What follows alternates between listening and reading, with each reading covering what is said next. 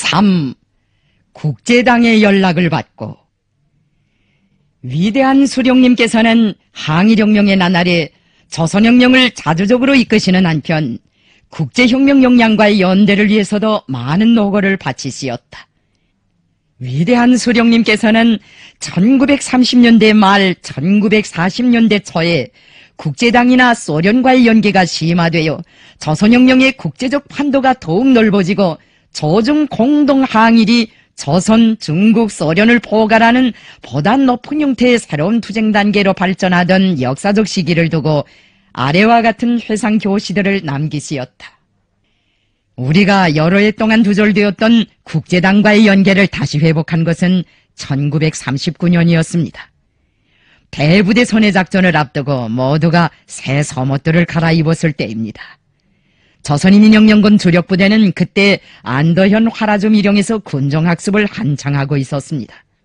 어느 날 서부대 공작을 나갔던 기밀이 시꺼먼 다부산자를 입은 사람 셋을 묶고 가지고 사령부로 데려왔습니다.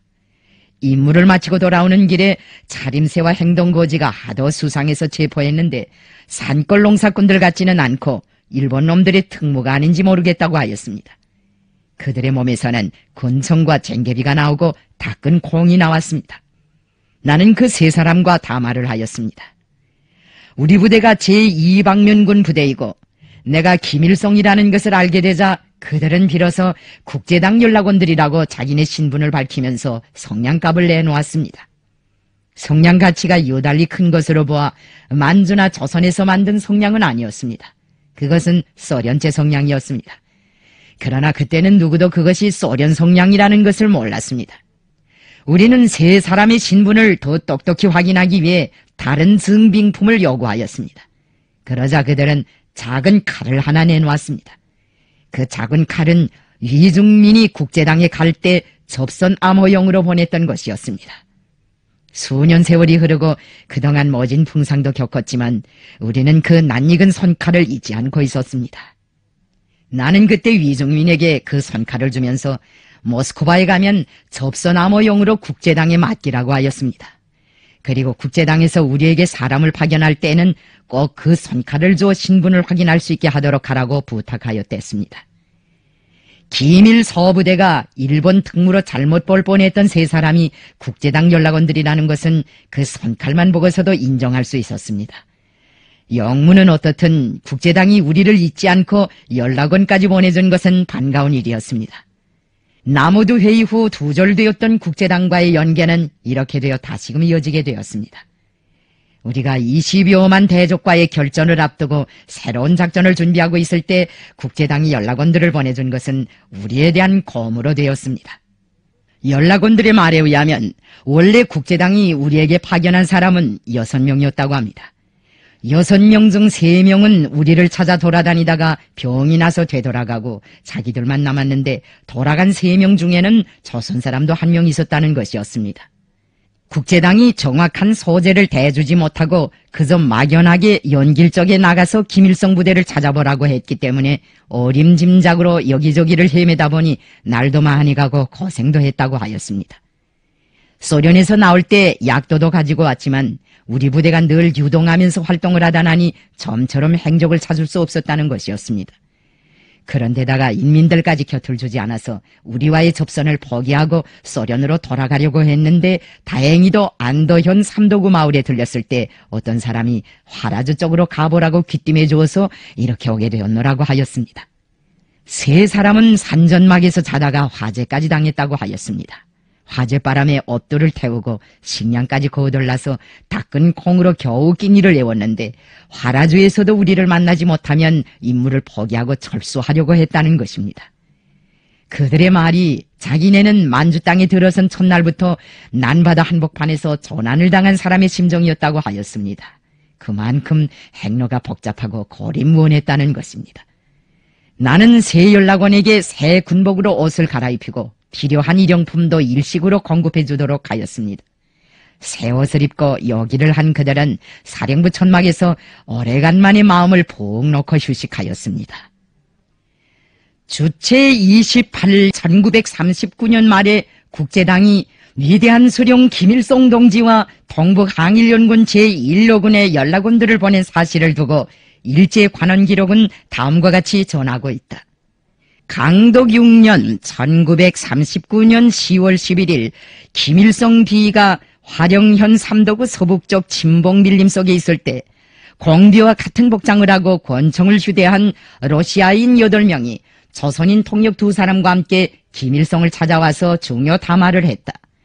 그때 중요 간부 이외에는 누구도 곁에 접근시키지 않고 약 10일간 머물러 있은 다음 김일성 비단 가운데서 허약자 12명을 데리고 떠나간 사실이 있다. 그 러시아인은 소련에서 연락원으로 온 사람들이라 하며 상세한 것은 명확치 않으나 직접 소련에서 중요한 사명을 띠고 연락을 온 것이 아닌가고 보아진다.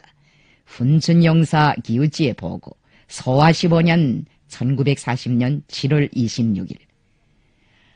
다음으로 당의 지도에 대한 영도 노선 문제인 바, 이것은 작년 1939, 작년 12월 소련에서 직접 제1로군에 4명의 연락원을 보내왔는데 그 연락 내용과 목적은 아직 전혀 알지 못하고 있다. 단지 이러한 사실은 금년 1940, 금년 1월 22일 무송에서 압수한 위중민이 양정우 앞으로 보낸 서신 속에서 그 점에 대하여 명백하게 쓰고 있으며 경로는 도나에서 대포시아에로 들어오고 다시 양강구를 거쳐 왔다는 것이 분명하다. 동북항일연군 제1로군의 동향, 사상월보 제77호 사법성 형사국 서화 15년 1940년 11월. 그때 국제당에서 우리에게 보낸 연락 내용은 짤막한 것이었는데 다음과 같은 2가지 문제였습니다. 하나는 국제당이 소집하는 만주 빨치산 지휘관들의 회의에 조선인민혁명군과 1로군에서 대표를 파견해달라는 것이었고, 다른 하나는 동북의 항일 유격부대들이 당분간 대부대 활동을 고려하는 것이 어떻겠는가 하는 것이었습니다. 그 당시 국제당과 소련은 동북 항일 유격 운동의 발전 방향에 대하여 새로운 각도에서 고찰하고 있었습니다. 1930년대 말의 항일연군 운동 자체 실정을 보면 그 내부가 좀 순편치 않았습니다. 북만과 길동지구에서 활동하고 있던 제2로군과 제3로군 사이에서는 지도와 연합 문제를 비롯한 몇 가지 면에서 일정한 의견 상의가 있었습니다. 이 의견 상의를 해소하기 위해 국제당 사람들은 제2로군과 제3로군의 대표들과 함께 소련에서 필요한 협의를 하였습니다. 협의를 거듭하는 과정에 그들은 북만과 길동지구의 항일연군 대표들이 한자리에 모인 김에 조선인민혁명군과 남만의 1로군 대표들까지 데려다가 보다 넓은 범위에서의 협의를 마련함으로써 전 동북쪽 판도에서 항일혁명의 고조를 이룩하기 위한 대책을 세울 뿐 아니라 만주 빨치산 운동을 소련의 극동정책에 조화시켜 나가려고 했던 것 같습니다. 물론 국제당에서 파견되어 온 연락원들이 우리에게 이런 내막까지 구체적으로 설명해 준 것은 아닙니다. 그러나 원동에 조성된 군사정치 정세라든가 그 당시 소련과 국제당이 실시하고 있던 일련의 정책으로 봐 그런 판단은 10분 가능한 것이었습니다. 그런데 나나 양정우나 위중민은 유격 전구를 떠날 수 없는 몸이었습니다. 적의 대토벌이 눈앞에 박도하고 있는 때에 우리가 부대를 두고 소련으로 들어가 버리면 새 작전 수행에 막대한 후과를 미칠 수도 있고 대원들의 사기에도 영향을 줄 수 있었습니다. 대부대 활동을 고려해달라는 국제당의 건의도 무작정 받아들일 수는 없었습니다. 대부대 활동을 중단하는 경우 그것이 결국 소국적인 분산도 필요되지 않겠는가 하는 것도 신중하게 따져보아야 할 문제였습니다. 나는 국제당 연락원들에게 국제당의 2가지 요구와 관련된 우리의 입장을 상세하게 설명해 준 다음 그들 중에서 한 사람인지를 위중민에게로 보냈습니다.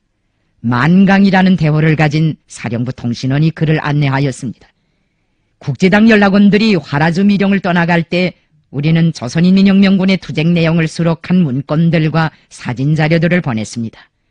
문건들과 사진자료들을 소련에 보관해 두면 안전할 수 있었고 우리의 부담도 덜 수 있었습니다. 그때 보낸 문건들과 사진자료들은 한 배낭 정도 되었습니다. 내가 안경을 끼고 림강현 오도구 미령에서 찍은 사진도 그때 보냈습니다.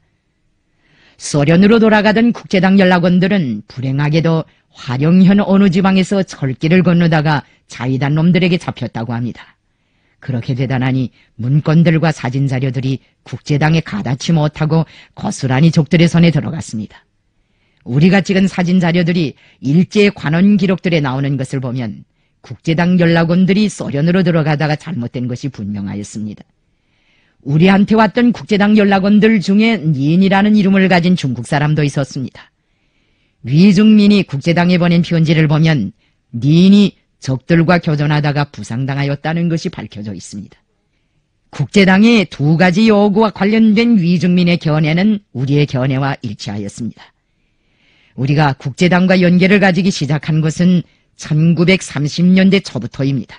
1930년대 전반기까지는 우리와 국제당과의 연계가 비교적 괜찮았다고 말할 수 있습니다.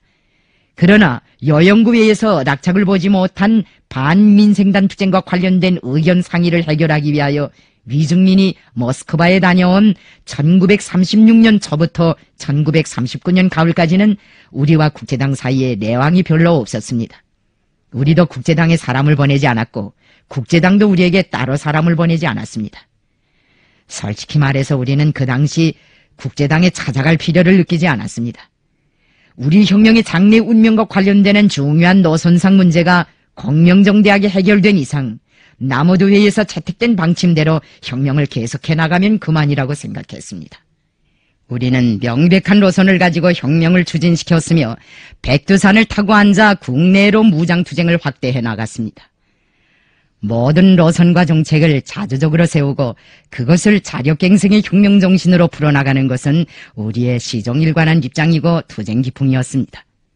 부족한 것도 많고 곤란도 한두 가지가 아니었지만 조선 공산주의자들은 그 모든 것을 자체로 극복해 나갔습니다. 우리는 남들에게 쓸데없이 손을 내밀거나 구걸하지 않았습니다. 항일혁명 시기부터 혁명에 자주적으로 오선을 확고히 견지해온 역사적 전통과 경험이 있었기 때문에 우리는 오늘도 여전히 세계에서 가장 자주성이 강한 당, 자주성이 강한 민족, 자주성이 강한 나라로 되고 있습니다. 세계에는 외세를 몰아내기 위해 유격전을 벌린 나라도 많고 정규 무력에 의한 현대전을 벌린 나라도 적지 않습니다. 그러나 우리나라에서처럼 어려운 조건에서 무력 항쟁을 벌린 신뢰는 찾아보기 어렵습니다. 우리가 늘 국가적 후방도 정규군의 지원도 없이 15성상 싸웠다고 하는 말은 조금 더 과장된 표현이 아닙니다. 조선혁명의 간거성을 말해주는 사실 그대로의 표현입니다. 제2차 세계대전 때 유고슬라비아 빨치산이 잘 싸웠다는 것은 우리도 알고 있는 사실입니다. 하지만 유고슬라비아가 독일군에 의해 강점된 것이 1941년 4월이니 그 나라 빨치산 역사도 몇 해밖에 되지 않습니다. 찌또가 빨치산 투쟁을 시작하던 그 당시 유고슬라비아에는 정규군의 그루터기가 적지 않게 남아 있었습니다. 그런데다가 유고슬라비아 빨치산은 소련 사람들의 도움도 많이 받았습니다. 주거부의 회상록을 보면 소련은 이 나라에 보청이나 기관총과 같은 경무기만 해도 수십만 정 보내주었다고 서술되어 있습니다. 유고슬라비아 빨치산은 소련 사람들한테서 대포나 땅콩과 같은 중무기도 받았다고 합니다. 중국인민이 벌린 항일전쟁도 같은 맥락에서 설명할 수 있습니다. 장개석의 수하에 수백만의 대군이 있었는데 그 대군이 순수 반공만 했다고 말할 수는 없습니다. 비록 소극적이고 어정쩡하기는 했지만 반일의 깃발을 든 것도 사실이고 일본군과 교전을 한 것도 사실입니다. 장개석 군대가 조금이라도 일본군을 견제했다면 그것은 중국 인민이 벌린 유격전쟁에 대한 정규군의 지원으로 된다고 보아야 하는 것입니다. 국공합작이라는 말 자체가 공동항의를 의미하는 것이라고 보아야 할 것입니다.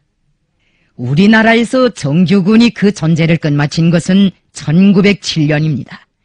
우리는 그때로부터 20년 이상이나 지난 때에 무장투쟁을 시작했습니다. 우리가 무장투쟁을 시작할 때에는 정규군은 고사하고 그 그루터기조차 없었습니다.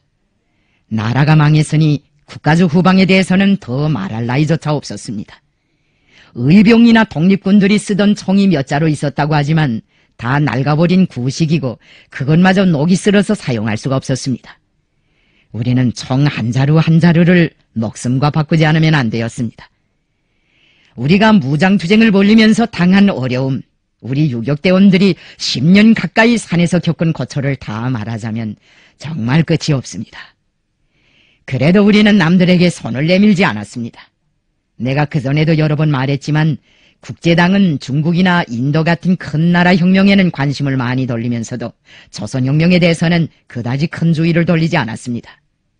국제당에 앉아있던 일부 사람들은 조선혁명을 중국혁명이나 일본혁명의 부속물처럼 보았습니다. 같은 중국혁명인 경우에도 관내 혁명투쟁에 대해서는 관심을 많이 돌렸지만 동북혁명에 대해서는 왼눈으로 보았다고 할 수 있습니다. 국제당이 국민당을 위해서 보로진이나 보류켈 같은 사람들을 고문으로 보내주었다는 것은 세상이 다 아는 사실입니다. 공산당을 위해서는 보이친스키, 마린, 오토 브라운 같은 사람들을 보내주었습니다. 그런데 동북혁명을 위해서는 한 사람의 고문도 보내주지 않았습니다. 동북혁명에 대한 지원이 있었다면 제2로군이나 제3로군에 치중했을 뿐입니다. 소만 국경에서 멀리 떨어진 곳에서 싸우고 있던 조선인민혁명군이나 남만의 제1로군에는 거의 낯을 돌리지 않았다고 해도 무방할 것입니다. 국제당이 동북혁명을 경시한 사실은 그들이 소련에 데려다가 공부시킨 만주 출신 지휘관들을 대부분 동북에 돌려보내지 않고 관내로 보낸 사실을 통해서도 잘 알 수 있습니다. 6.29 시절에 간도에서 우리와 함께 공동투쟁을 했던 동북인민혁명군 제2군 참모장 류한흥이나 제5군의 리형박은 다 소련에서 학교를 마친 후 출신 지역으로 돌아오지 못하고 연안에 배치되어 갔다가 일제가 패망한 다음에야 동북으로 돌아왔습니다. 일본 사람들이 남긴 기록들을 보면 동북혁명이 마치도 소련이나 국제당의 지원 밑에서 전개된 것처럼 쓰고 있는데 그것은 사실과 맞지 않는 억측에 지나지 않습니다. 한때 일본 사람들은 내가 모스크바의 공산대학에서 훈련을 받은 후 1938년 여름에 소련으로부터 정예부대를 이끌고 만주에 들어왔다고 선전하였습니다. 일본의 어떤 관원 기록들을 보면 내가 상당히 오랜 기간 소련에 들어가 부하들을 훈련시키고 지원을 받은 다음 만주로 돌아왔다고도 하였고 장고봉 사건 이후 만주에 돌아와 동변도에서 맹위를 떨치고 있다고도 하였습니다. 이런 선전의 목적은 우리를 소련이나 그 어떤 외부 세력의 사척과 조정 밑에 움직이는 사람들처럼 묘사함으로써 국내민들에게 미치는 우리의 영향력을 약화시키고 말살시키려는 데 있었습니다. 사실대로 말한다면 우리는 그 당시 소련이나 국제당의 신세를 별반지지 않았습니다. 왕청에 있을 때 수류탄 공장을 하나 지어달라는 피원지를 소련에 보낸 적이 있었는데 상대 측에서는 회답조차 보내주지 않았습니다.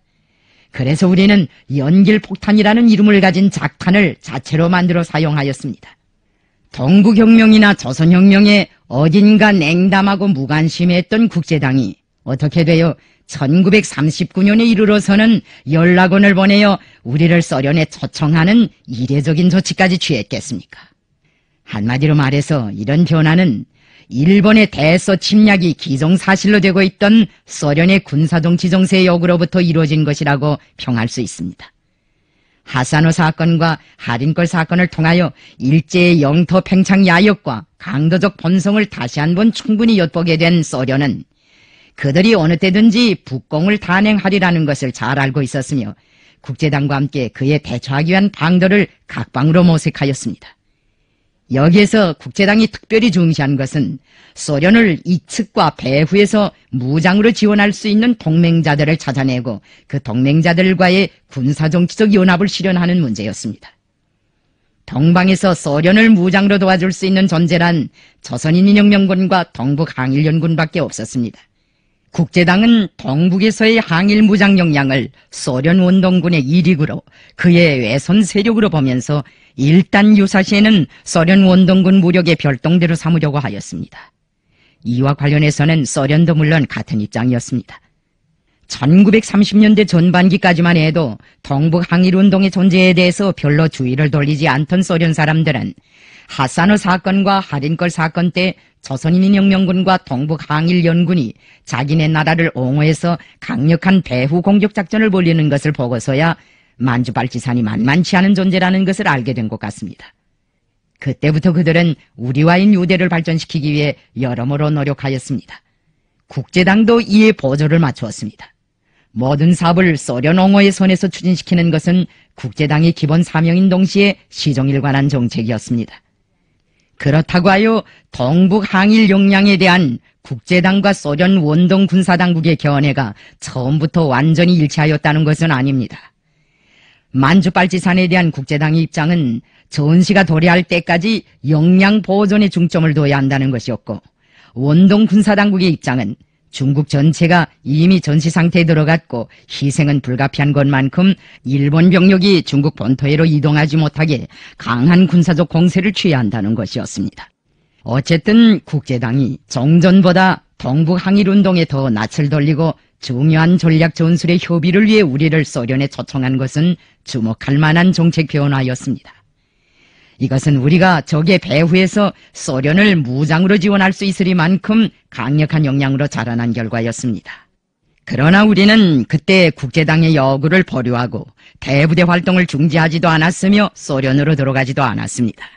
오히려 만주에 그대로 틀고 앉아 우리가 이미 설정한 시간표대로 대부대 선회 작전을 결단성 있게 내밀어 적의 공세를 여지없이 짓부셔버렸습니다. 대부대 선회 작전을 승리적으로 결석함으로써 우리는 피동이 아니라 주동에 서서 새로운 투쟁 방침을 세워나갈 수 있었습니다. 만일 그때 우리가 국제당의 요구대로 하바롭스크에 들어갔거나 서부대 활동회로 인차 넘어갔더라면 대부대 선회 작전과 같은 큰 작전은 하지 못하였을 것입니다. 주체 29, 1940년 가을 위대한 수령님께서는 또다시 국제당이 소집하는 회의에 참가해달라는 통지를 받으시었다. 국제당이 파견한 사절들이 사선을 헤치고 그 일을 찾아왔다. 그때를 두고 위대한 수령님께서는 다음과 같이 회고하시었다. 내가 국제당의 연락을 다시 받은 것은 1940년 10월 중순이었습니다. 조선인민혁명군의 모든 부대들이 소할발용 회의 방침에 따라 도처에서 서부대 활동을 벌릴 때입니다. 국제당에서 파견한 연락원 2명이 우리를 찾아왔습니다. 그 연락원들의 말이 자기네를 파견한 사람은 원동군 사령부에 있는 류센코 장령인데 그가 국제당의 명의로 전달하라고 한 사항은 12월에 하바롭스크에서 국제당이 소집하는 회의에 참가해달라는 것이었습니다. 그들은 또한 만주에서 활동하는 모든 항일 무장 부대들이 대부대 활동으로부터 서부대 활동으로 넘어가며 원동의 기지를 정하고 역량을 수습 재편성할 수 있도록 조속히 들어오라는 국제당의 지령도 동시에 전달하였습니다. 류센권은 원동군 사령부에 있으면서 국제당이 주관하는 일을 맡아보았습니다. 그 후 하바롭스크에 들어가서 그를 만나보았습니다. 그는 나를 만나자 이거 김일성 동지의 손을 잡아보기가 여간 힘들지 않다고 하면서 우리와의 연계를 짓기 위해 서부대와 서조들을 파견하던 경위에 대해 구체적으로 말해주었습니다. 첫 대면부터 상대의 마음을 잡아끄는 열정과 친화력을 가지고 있는 사람이었습니다. 류센권은 흔히 왕신님이라는 다른 이름을 가지고 활동하였는데 주로 국제당이나 소련과 우리 사이의 연계를 지어주는 사업을 많이 하였습니다. 연락원들의 말에 의하면 1940년 초에 국제당이 하바롭스크에서 소집하려고 했던 만주 빨치산 지휘관들의 회의는 조선인민혁명군과 제1호군 대표들이 참가하지 않았기 때문에 북만과 길동지구 빨치산 대표들만 참가한 회의로 되고 말았다고 합니다. 그러나 국제당은 당초의 계획을 포기하지 않고 동북의 모든 항일 무장부대 지휘관들의 회의를 기어이 소집하여 동북 항일운동의 발전 방향도 토의하고 소련이 당하고 있는 국난도 타개하려고 하였습니다. 연락원들이 우리에게 와닿은 것은 10월이지만 국제당이 회의 소집과 관련한 통지를 보낸 것은 1940년 9월이었습니다. 그 통지가 제2호군과 제3호군에는 전신으로 전달되었지만 무선 통신 체계가 없던 우리에게는 연락원들을 통해 전달되었습니다.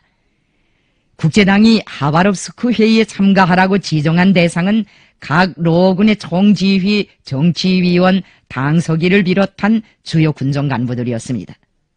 나는 위중민에게 국제당에서 연락원이 왔다는 것을 통보해주고 그에 공동으로 대처할 것을 제기하였습니다. 위중민은 국제당에서 주관하는 회의인 것만큼 가기는 가야겠으나 건강이 허락치 않아 자리를 뜰 수 없다고 하였습니다. 그는 나에게 국제당에 가면 조선인민혁명군을 대표하면서 동시에 동북항일연군 제1호군과 남만 송이도 대표해달라고 부탁하였습니다. 서부대 활동과 관련된 국제당의 요구는 우리가 이미 소할발용회의에서 채택한 서부대 활동 방침과도 일치하였습니다. 이 시기 군사정치 정세는 우리가 1939년 말 1940년 초에 대부대 활동을 벌이던 시기보다 훨씬 더 엄혹했습니다. 말하자면 대부대로 와와 밀려다니기가 곤란한 때였습니다. 우선 적들이 집단불락화를 완성한 때여서 대부대의 식량을 보장하기가 힘들었습니다. 한 줌의 쌀 한 개의 강낭떡을 위해 피를 흘리는 때가 적지 않았습니다. 우리는 전우들이 흘린 피의 대가로 매번 식량을 해결하곤 하였습니다. 적들은 그 당시 지번공작과 사상공작에 특별한 힘을 놓고 있었습니다. 그때의 집단불락 정책은 정선에 우리가 서간도에서 보던 집단불락 정책보다 훨씬 더 악랄한 것이었습니다. 적들은 산재가옥들을 모조리 불사르고 무장불락을 건설하는 방법으로 비민분리를 강행하면서 식량, 물자, 탄약 등에 대한 통제와 통비분자들에 대한 색출, 검거, 도하장 경비를 강화하였습니다. 밀자가 편에 대한 단속도 이만저만이 아니었습니다. 그러면서도 입으로는 난민 구제요, 민생 공작이요 하고 떠들면서 혁명군성과 인민들을 사상적으로 와해시키려고 하였습니다. 우리의 경험은 서부대 활동으로 넘어가면 대부대 활동을 할 때보다 식량을 비교적 쉽게 해결할 수 있다는 것을 보여주었습니다. 전략과 전술을 수립하는 데서 식량 문제를 고려하지 않을 수 없었습니다. 식량이 1차이고 그 다음이 전술이었습니다. 먹지 않고서야 싸울 수 있습니까? 내가 의식주라는 말 대신에 시기주라는 말을 사용하는 것은 빨치산 시절에 식량 고생을 많이 한 체험의 반영이라고 말할 수 있습니다. 원동에 드나들면서 서부대로 움직이면 인민들 속에서 정치 공작을 하기도 편리했고 부대 간부들을 훈련시키고 양성하는 사업도 잘할 수 있었습니다. 또한 여름철에는 군사활동을 벌이고 겨울철에는 소련이 알선해주는 곳에 가서 군정훈련을 할 수 있는 시공간적 여유도 가질 수 있었습니다.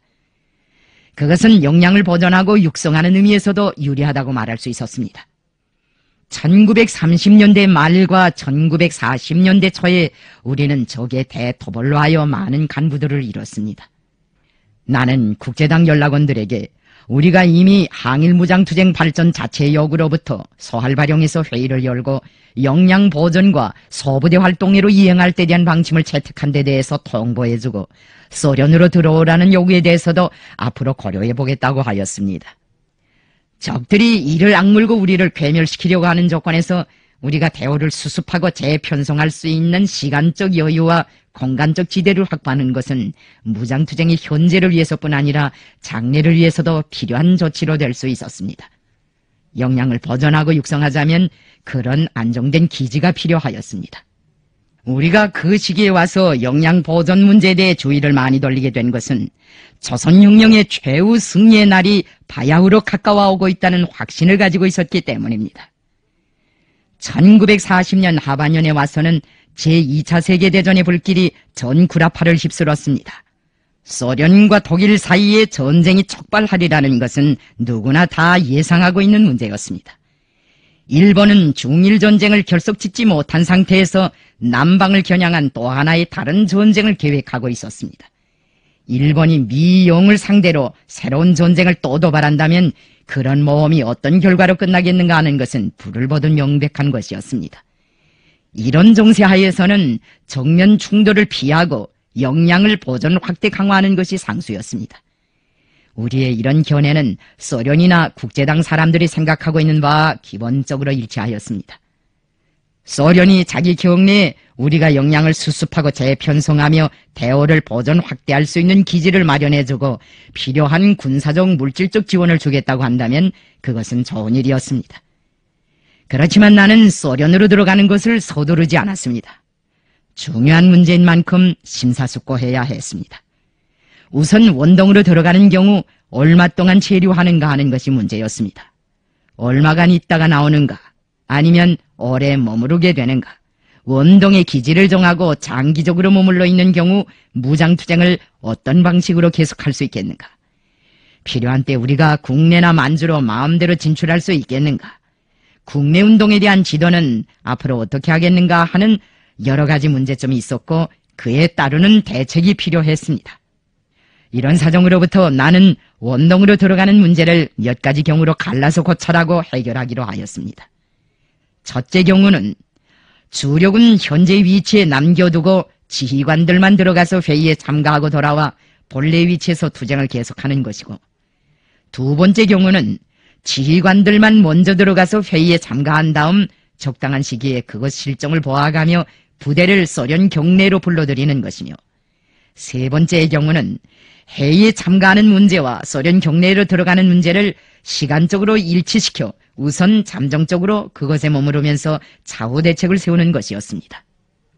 나는 장차 원동으로 들어가는 경우에도 백두산 지구에 꾸려놓은 비밀 근거지들을 더 잘 보강하는 존재 위에서 소련 경내에 새로운 기지를 창설해야 한다는 원칙에서 일을 처리하도록 하였습니다. 그러자니 시간이 요구되었고 보다 상세한 정황 파악이 필요했습니다. 우리는 원래 소활발용 회의 방침에 따라 우리가 장악하고 있던 지역을 무대로 하여 서부대 활동을 하면서 한 해 겨울을 나기로 하고 그 준비를 다그쳐 왔습니다. 그런데 중도에서 그것을 집어던질 수는 없었습니다. 이런 분석과 판단으로부터 나는 국제당의 요구에 대한 대답을 뒤로 미루고 소련에 먼저 들여보낸 사람들이 구체적인 상황을 조사하여 우리에게 연락하게 하는 한편 본래부터 추진시키던 겨울나이 준비를 계속하게 하였습니다. 우리는 리 영훈에게 과업을 줘 소련으로 들어가는 새로운 통로를 개척하게 하는 한편 그전부터 이용해온 통로의 정확성과 안전성을 다시 한번 확인하게 하였습니다. 리 영훈은 제3방면군에서 싸움꾼으로 소문난 연대장이었습니다. 그는 1939년 8월에 있은 안도현 대사하 대장강 전투에서 전동규가 전사한 후 그 후임으로 연대장이 된 사람입니다. 리 영훈은 원래 국제당에 보내는 위중민의 편지를 가지고 소련으로 가게 되어 있었습니다. 그런데 다른 사정이 생겨 가지 못하였습니다. 리 영훈은 허우대가 커서 나이보다 퍽 숙성해 보였습니다. 그는 입이 무겁고 진중한 사람이었습니다. 평소에는 온화했지만 일단 전투장에만 나서면 영맹스럽고 날파람이 섰습니다. 그의 부대가 돈화연에 있는 어떤 집단 부락을 습격할 때였다고 합니다. 행군 중에 있던 부대는 식량이 떨어져서 집단 부락을 하나 치기로 하고 먼저 정찰병들을 파견하였습니다. 정찰병들은 마을에 3명의 적밖에 없다는 적정 자료를 가지고 돌아왔습니다. 처음에는 기관 정분대가 마을에 들어가서 적들을 소멸하기로 하였으나 리 영훈은 그까지 3놈 때문에 기관 정분대까지 데리고 가겠는가고 하면서 자기가 전령병을 데리고 먼저 적을 제압할 테니 신호를 하면 마을로 들어오라고 하였습니다. 그의 전령병은 대병렬이었습니다. 밤이 되자 리 영훈은 전령병 한 사람만 데리고 집단 부락에 내려가 곧장 병영으로 찾아 들어갔습니다. 그런데 방 안에서는 30여 명이나 되는 장교들이 둘러앉아 작전 토의를 하고 있었습니다. 군용 지도를 짚어가며 훈시를 하던 우두머리 장교가 방 안에 들어서는 리 영훈을 보자 눈이 휘둥그레졌습니다. 리 영훈을 따라 방 안에 들어갔던 대병렬은 훗날 그때 일을 회상하면서 살아 돌아가리라고는 생각지 않았다고 합니다. 그러나 리 영훈은 태연히 싸창을 꺼내며 너희들은 포위되었으니 손을 들라고 하였습니다. 그렇게 되자 우두머리 장교는 악 소리를 지르면서 리 영훈의 싸창을 거머잡았습니다. 리 영훈은 방아쇠를 잡아당기었으나 불발이었습니다. 그는 싸창을 왈칵 낚고 챘습니다. 얼마나 세게 당겼는지 외놈 장교는 손바닥이 째어지면서 잡았던 총신을 놓치고 말았습니다. 리 영훈은 싸창에 다시 장탄하여 그 장교를 쏴 제끼고 저항하는 장교들을 발길로 차서 쓰러뜨리며 단신으로 적들을 제압해버리었습니다. 여러 명의 장교들이 그가 쏜 총탄에 맞아 즉사하였습니다. 대병렬은 사태가 이 지경이 될 때까지 총 한 방 쏘지 못하고 문가에 서 있었다고 합니다. 그는 병렬이 벽을 지키라 하는 이영훈의 관소리를 듣고서야 자기가 등지고 있는 벽에 주렁이 걸려있는 수십 자루의 권총을 보았습니다. 리 영훈은 대병렬을 시켜 그 권총들을 모두 거두게 하고 살아남은 장교들을 생포하였습니다. 그날 밤 그는 대병렬과 함께 유격대 도벌에 나갔다가 돌아온 수많은 적 사병들까지도 모조리 생포하였습니다. 리 영훈은 앵목 현성 습격 전투와 대사하, 대장강 전투, 여차 전투를 비롯한 수많은 전투들에서 영감무쌍하고 과단성 있고 재능 있는 지휘관으로 이름을 알렸습니다. 내가 리영운 연대장에게 임무를 준 것이 소할발용 오기일 것입니다. 리영운을 만날 때 임철도 같이 만났습니다. 리영운에게 소련으로 드나드는 연락 통로를 잘 개척해 놓으라고 했더니 그는 염려 말라고 하였습니다. 림춘추와 한익수가 부상자와 호약자들을 이끌고 소련 쪽으로 떠나간 것은 리영운과 임철이 소만 국경 쪽에 가서 통로를 개척할 때였습니다. 그렇게도 걱정했던 부상자와 호약자들은 목적지까지 무사히 가다하는데 특사로 떠나갔던 리영운만은 일본군과의 싸움 끝에 장렬히 전사하였습니다.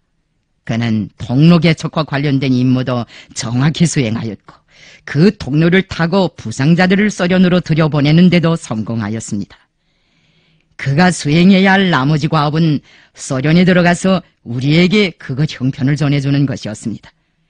리영운은 그 과업을 위해 국경 쪽으로 가다가 대원들의 옷차림이 남루한 것을 보고 사령부의 위임을 받고 소련으로 들어가는 사람들이 이렇게 호졸해서야 체면이 서겠는가고 하면서 이전부터 연계를 가지고 있던 숫구이막 주인을 통해 옷을 해결하려고 하였습니다. 그런데 그 숫구이막 주인이 나쁜 놈이었습니다. 그는 혁명을 하다가 변절하여 적의 밀정으로 된 자였습니다. 그가 옷을 사온다고 리영운을 속여 넘기고 100여 명이나 되는 적을 끌고 왔습니다. 리영운은 혼자서 수십 명의 적을 쓸어눕히고 장렬하게 전사하였습니다. 몇 해를 두고 단절되었던 국제당과의 연계는 이렇게 다시 회복되었습니다. 그 후에도 나는 국제당과의 연계를 밀접히 가지었고 국제혁명 역량과의 연대를 강화하기 위해 노력하였습니다.